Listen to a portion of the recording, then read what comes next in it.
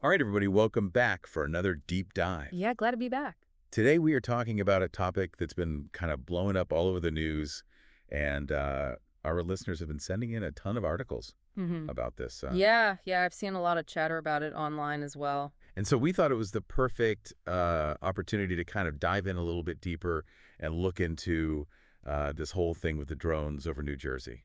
The mystery drone. Mystery drones. It's like, it sounds like something straight out of, like an X-Files episode or something. Right. It Uh, sounds a little sci-fi, but from what I've seen, there's some pretty credible reporting on this. and they Something look, that's been going on for a couple weeks at least now. yeah, like mid-November Mid-November. is when we first started seeing like news reports pop up about this. And as I understand it, it seems to be concentrated in northern New Jersey.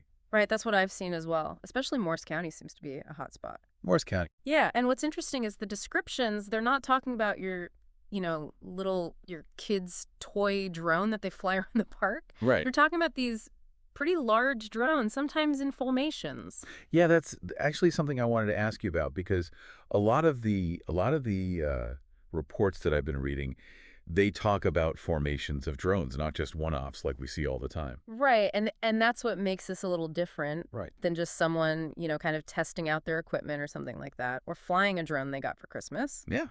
Yeah, and also a lot of these sightings are happening at night, which is also kind of strange. Right, unusual.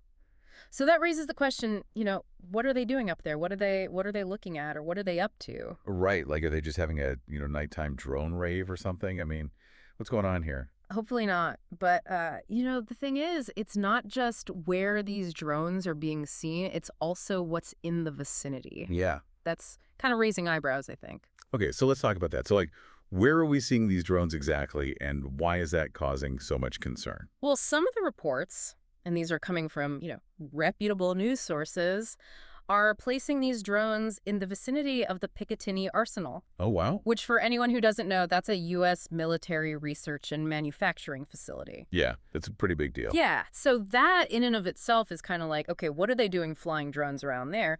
But then you have another set of reports placing drones near, get this, Trump National Golf Club in Bedminster. Wait, hold on. Yeah. So we got drones near a military facility, and we got drones near a Trump property. Correct. I mean, you can't make this stuff up. Yeah. Like, are we in some kind of political thriller here? What's going on? Well, and that's, it's fueling a lot of speculation. Of course. What is the connection here? Is there a connection? Is it just a crazy coincidence?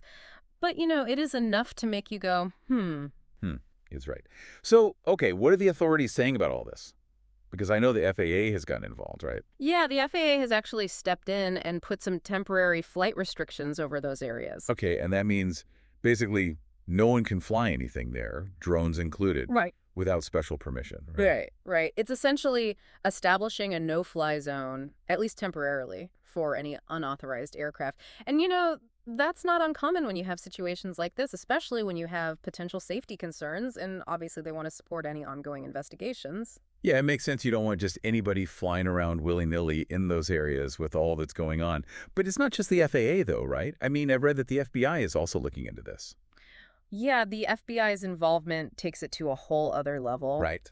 And what they're doing that I think is really interesting is they're asking for the public's help. Oh, really?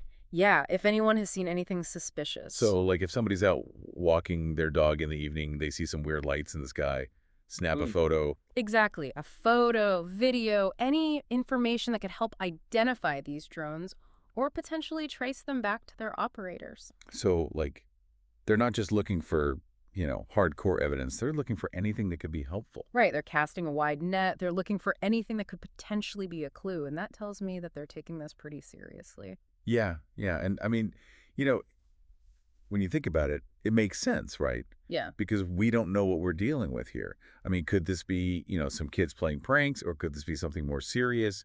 Like, we don't know. Right. And until we do, it's natural for people to speculate and worry. I mean, Governor Murphy did release a statement saying that there's no known threat at this time, but they are closely monitoring the situation. Which is a good thing, I guess.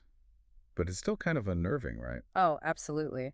It's a tough spot for officials because they want to reassure the public, but they also have to acknowledge that there's a lot they don't know yet. And investigations take time.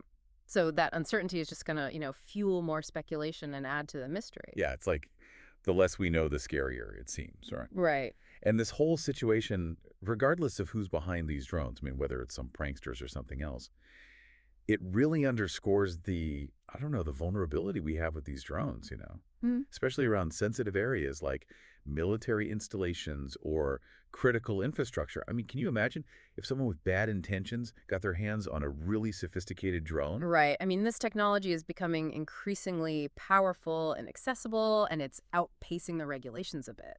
Exactly. Yeah, it seems like we're still playing catch up when it comes to figuring out how to manage this whole drone thing. And that's what makes this case so fascinating. We've got this really tangible thing happening, these drones, the reports, the official responses, but it's surrounded by this big cloud of unknowns. Right.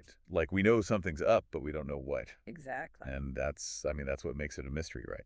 Right. And what's particularly interesting to me is that gap between what we know and what we don't know. And it really underscores, I think, how complex this whole issue of airspace security is becoming. In an age of increasingly sophisticated drones, it's a challenge that we're going to have to grapple with, not just in New Jersey, but everywhere.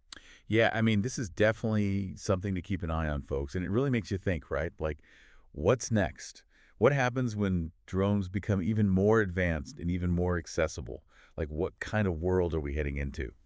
A lot of interesting questions. A lot of interesting questions indeed.